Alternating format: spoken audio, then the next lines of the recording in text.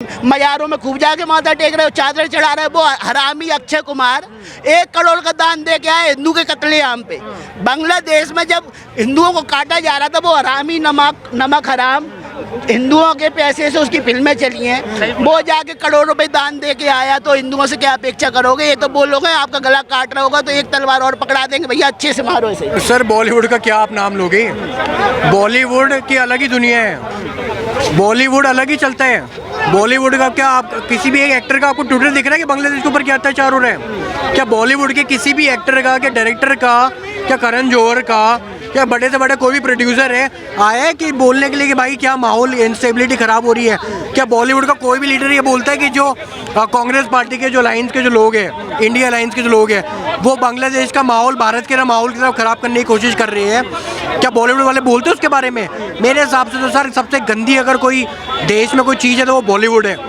ठीक है, बॉलीवुड को एक चीज़ समझना चाहिए, आपके मूवीज़ को देखने के लिए देश की जनता अपना पैसा देती है, अपनी सैलरी में से बचाया हुआ पैसा वो आपकी थिएटर में आपकी मूवी देखने जाते हैं। वो आपसे अपनी देशभक्ति और पेट्रियाटिक को भी वो लोग एक्सपेक्ट करते हैं। तो बॉलीवुड को आना चाहिए इस चीज़ में सामने। मुझे लगता है वो छात्र है बाय द वे, ठीक है। छात्र का उनका चेहरा लगाना का मतलब ये नहीं होता वो छात्र हो गए, ठीक है। कोई भी इंसान 18 प्लस से ऊपर होता है तो वो एडल्ट होता है, ठीक है, सामाजिक रूप से।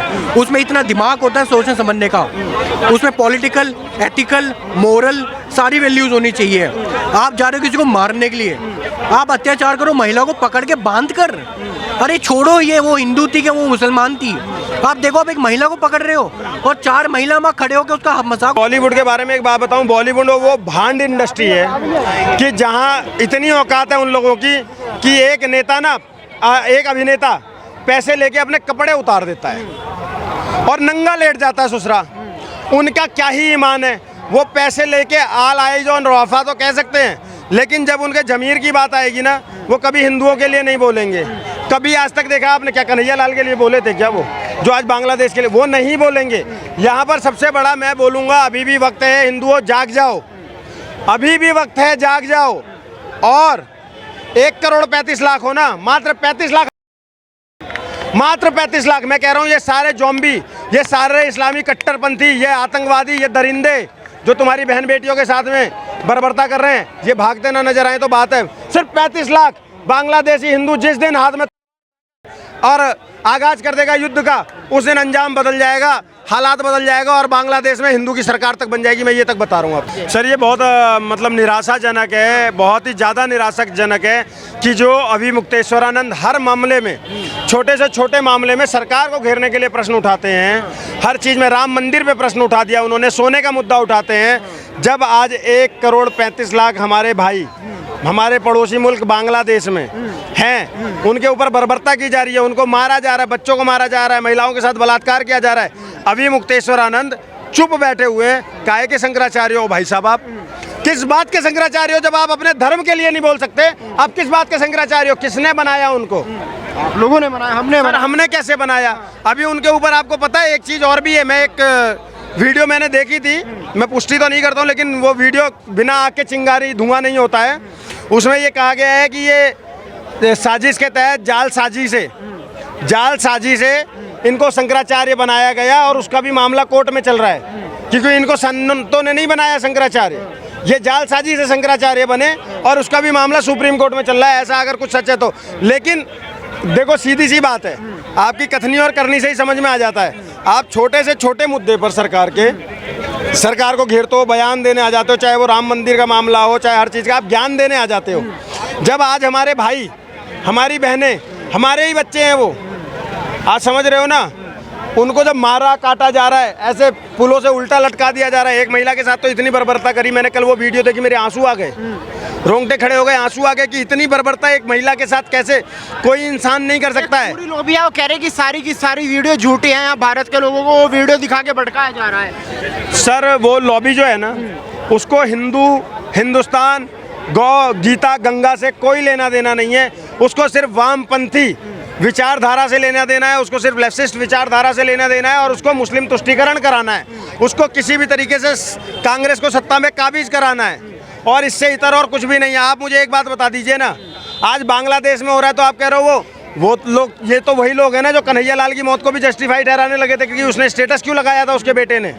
ये वही लोग हैं ना जो चंदन गुप्ता के मौत को भी ठहराने लगे थे कि मुस्लिम एरिया से उसने बाइक रैली क्यों निकाली। ये वही लोग हैं ना जब हमारे शोभा यात्राओं पर जब पत्थर मारे जाते हैं, ये कहते हैं मस्जिद के आगे से क्यों ले जाना चाहिए। तो ये तो वो दोगले लोग हैं, इनको हिंदू, हिंदुस्तान, गौ, गीता, गंगा से कोई लेना देना ही नहीं है। इनको सिर्फ मुस्लिम तुष्टीकरण करना है, किसी भी तरीके से मुसलमानों को अपना बाप बनाकर रखना है। तो ऐसे लोगों को मैं सिर्फ सेकुलर नहीं, सेकुलर भड़वे बोलता हूँ। ये वो सेकुलर भड़वे हैं जो कैंसर बन चुके हैं हिंदुस्तान के लिए, और इस कैंसर का इलाज सबसे ज़्यादा ज़रूरी है। आज हमें जितना खतरा इस्लाम से नहीं है, उससे ज़्यादा इन सेकुलर भड़वों से। हाँ, गंगा जमुना तहजीब, हिंदू मुस्लिम सिख ईसाई भाईचारा, वो बांग्लादेश में दिखाई नहीं दे रहा। सर देखो, भाई के साथ जब चारा लग गया ना, चारा खाने के लिए होता है, समझ गए। या तो आप अपने भाई को क्या बोलते हो, तेरा मेरा भाईचारा है, या हम भाई भाई हैं। भाई भाई होता है, भाई चारा नहीं हो सकता।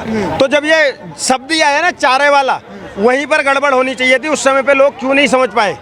हमारे बुजुर्ग इतने मूर्ख कैसे हो गए कि ये बात नहीं समझ पाए कि ये तुम्हें चारा बनाने आए हैं, और ये चारा बना रहे हैं। चाहे बांग्लादेश में हो, चाहे अफगानिस्तान से हिंदू को भागना पड़ा हो, चाहे पाकिस्तान से हिंदू को भागना पड़ा हो, चाहे आज बांग्लादेश से दोबारा से भागना पड़ रहा है, कश्मीर से भागना पड़ा, केरल से भागना पड़ा, तेलंगाना से भागना पड़ा, आने वाले समय में दिल्ली से भागना पड़ जाएगा। पहले ऐसे ऐसे चीज़ जो हिंदुओं के साथ, सिर्फ हिंदुओं के साथ हो रही है, बहुत दुख है। इसी के लिए हम लोग कहते हैं हिंदू हमारा देश बने, लेकिन हम लोग बहुत सारे लोग विरोध करते हैं, बहुत सारे लोग विरोध करते हैं। क्यों विरोध करते हैं वो समझ में नहीं आता है। आप हिंदू हैं भैया, ये देश हिंदू राष्ट्र है। अभी घोषित नहीं हुआ। नहीं, हिंदू राष्ट्र ही है ये देश। देखिए भैया, घोषित हो जाएगा तब की बात। आप भी हिंदू है भैया, हम भी हिंदू हैं, तो हम तो चाहेंगे ना हिंदू राष्ट्र हो जाए। अगर हो जाती है तो अच्छी बात है ना, हम लोग एक रहेंगे, हम लोग एकता में रहेंगे। वहाँ पे क्या है कि मुस्लिम मेजोरिटी ज़्यादा है, वो कर रही है, अटैक कर रही है हमारे हिंदू भाई पे। लेकिन बस मैं यही कहूँगा कि भैया कोई दिक्कत वाली बात नहीं है, मोदी गवर्नमेंट बैठी हुई है, आपको लाएगी सुरक्षित। पहले राहुल गांधी से ये पूछिए कि वो जो कहते थे ना कि जाति जनगणना करवानी चाहिए, बांग्लादेश में जो ये सब कर रहे हैं ना, उन लोग की जाति क्या है। और ये सब जो दूसरी बात जो है, बात है क्या कि देखिए, मुसलमान कहीं पे भी रहें, अगर मेजोरिटी में है तो वो छुरी से गला काटेगा हिंदू का, चाहे वो कोई और अन्य हो। और जहाँ पे भी माइनॉरिटी में है वो भाई भाई भाई भाई करेगा। और जहाँ पे इन लोग का चारा नहीं बनता है, वहाँ पे मतलब क्या ही बोले। आज बांग्लादेश में आप देख सकते हैं, अफगानिस्तान में देखिए, बांग्लादेश में जब 1971 में 30% आबादी था हम लोग का, आज 5 से 7% रह गया है। 5 से 7% रह गया सिर्फ। तो देखिए बात क्या है ना कि ये जो चीज़ जो चालू हुआ था रिजर्वेशन को लेके, और हिंदू मुस्लिम और ये सब जो हो रहा है, वहाँ पे एक CPI का नेता था, वो भी हिंदू था, वो उनके साथ में मिला हुआ था। वो उनके साथ में जितना भी रिवोल्ट हो रहा था या जो भी हो रहा था, ये सब फालतू का चीज़, आतंकवादी गतिविधि हो रहा था, उसमें सब मिला हुआ था। मगर उसके बाद में जब इन्होंने ये सब कर लिया, उसके बाद में उसको मार के उल्टा लटका दिया। आपने देखा भारत के अंदर विपक्ष है, लेकिन इस मामले में किसी के मुंह से कोई शब्द नहीं निकला। देखिए वही बात है ना, बात है क्या कि किसी का भी ट्वीट नहीं आया, किसी का भी एक शब्द नहीं आया, क्योंकि उनका वोट बैंक पे चोट लग जाएगा। अगर वो कुछ बोल देंगे, उनके वोट बैंक पे चोट लग जाएगा। आज यहाँ पे ये वोट बैंक, आज देख लीजिए आप, संसद में ही देख लीजिए ना, वक्फ बोर्ड बिल पास हुआ तो कैसे वो तिल मिलाने लगे।